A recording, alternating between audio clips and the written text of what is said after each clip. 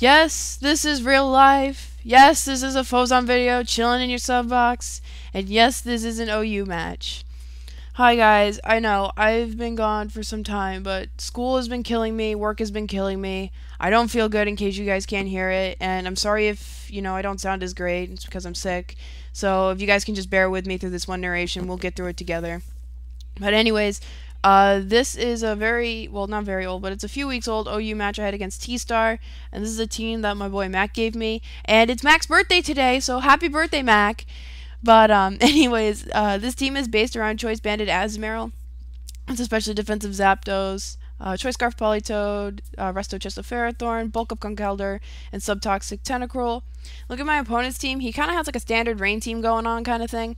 And the only thing I'm really concerned about is that Dragonite, because if it does get up a DD, I literally have nothing on my team that can touch it or one-shot it. Just because, at +1, Dragonite will outspeed Scarf Politoed, even though I am timid. But anyways, I'm just going to lead out with my Zapdos here, expecting him to lead out with his Rotom Wash. And this was taken during Tornado's team meta, so I was expecting this thing to be more especially defensive. I actually do run a bit of speed investment on this Zapdos, so I was a little surprised that it outsped me, which does show me right there that he is a more offensive variant of Rotom. As I'm just going to go ahead and drop a Thunder because my only other attacking move on this Zapdos is HP Ice, so, obvious reasons. But anyways, he brings in Ferrothorn to sponge that, as I am now going to go out into my Tentacruel, because I honestly did not want him setting up hazards, just because, I'm going to be switching a lot between Zapdos to sponge hits from Rotom. And as you will see later, it probably would have helped me against Dragonite. But anyways, he ends up going for the lead seed here, and my plan here was to get Comfy Cozy behind a sub, and then to start rapid spinning away hazards, because I thought that a Power Whip wouldn't be able to break my sub because this is more of a defensive Tentacruel, but it ends up breaking my sub, and I don't want to stay in here because there's honestly nothing I can do, and I want to keep this Tentacruel around just in case I need to spin again. So I am just going to switch out here into my Conkeldurr as he decides to go for yet another Power Whip. And honestly, outside of Conkeldurr, I really don't have much for this Ferrothorn. I mean, I do have Superpower on Azu, but I don't want to sit there and take a Power Whip or anything. So I am not going to screw around. I'm just going to go straight for the Drain Punch here, as he does bring in Gliscor here. And this Conkeldurr actually ends up carrying Ice Punch. So I'm just going to show him right here that I have Ice Punch, because again, Gliscor can be annoying just because, toxic stalling shenanigans. So as he tries to go for the sub here, I am just going to go for the Ice Punch here, showing him that, I do carry it to scare him out. And I believe here, I predicted the switch of some kind. I just knew he was not going to stay in. So I believe I ended up going for a Drain Punch this turn, as he decides to bring in his Politoed here. And as you're going to see, this Politoed does not take that Drain Punch as well as I thought I would. So I'm assuming here he's maybe more of an offensive variant. And I didn't know if he was like Specs or Scarf. And he goes for Surf here, and he is actually able to one-shot me. To be honest, this Conkeldurr is like specially defensive to some extent. It does run quite a bit of special defense and HP. So I'm thinking he's most likely Specs, because if I remember correctly, Scarf does not KO the spread on that Conkeldurr.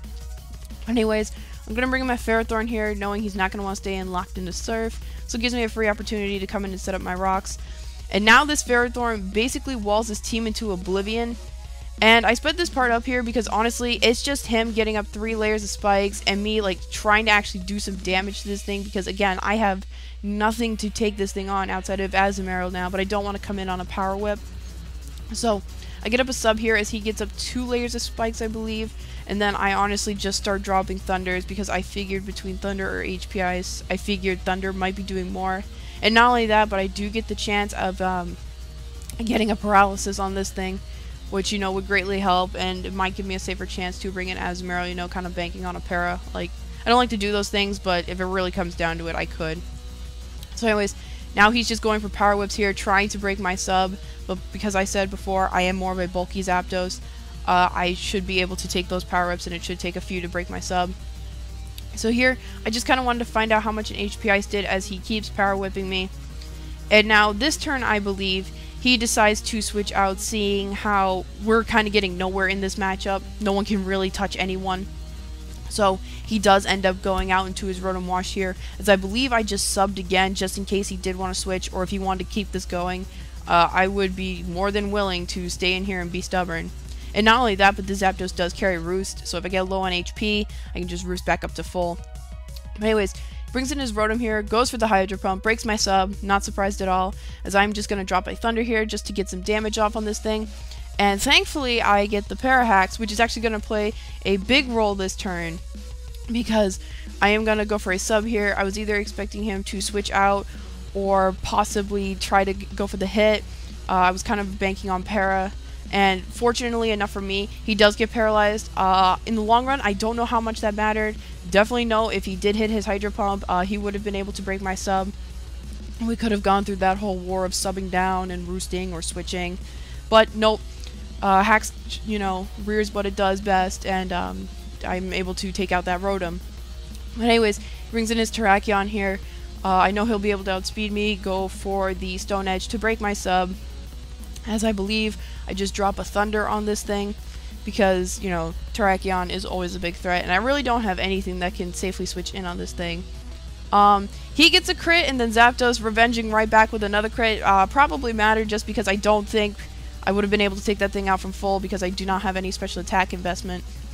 But anyways, this Dragonite gave me a few more problems than I was expecting. So here, I was predicting him to be Dragon Dance, so I was thinking, okay, maybe he might try to DD up. But no, he shows Draco Meteor, and he gets a crit, which probably mattered just because I am specially defensive, so I would have been able to take it better. But anyways, I'm figuring, okay, he's in here at -2, he probably doesn't have, he's probably just specially based, that's what I was thinking, so he's probably not going to want to stay in.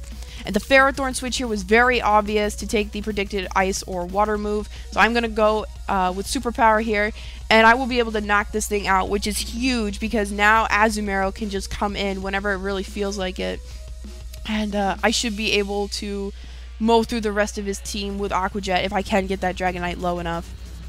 So anyways, he brings back in his Dragonite, and at the same time, because he did get a crit on my Zapdos, I'm thinking maybe there's a possibility that he has specs. He might have like Hurricane Thunder, Draco Meteor, and maybe some other move. So that's why I switched to my Ferrothorn here, thinking he might not have a whole lot that could really, move pool-wise, especially to take me on.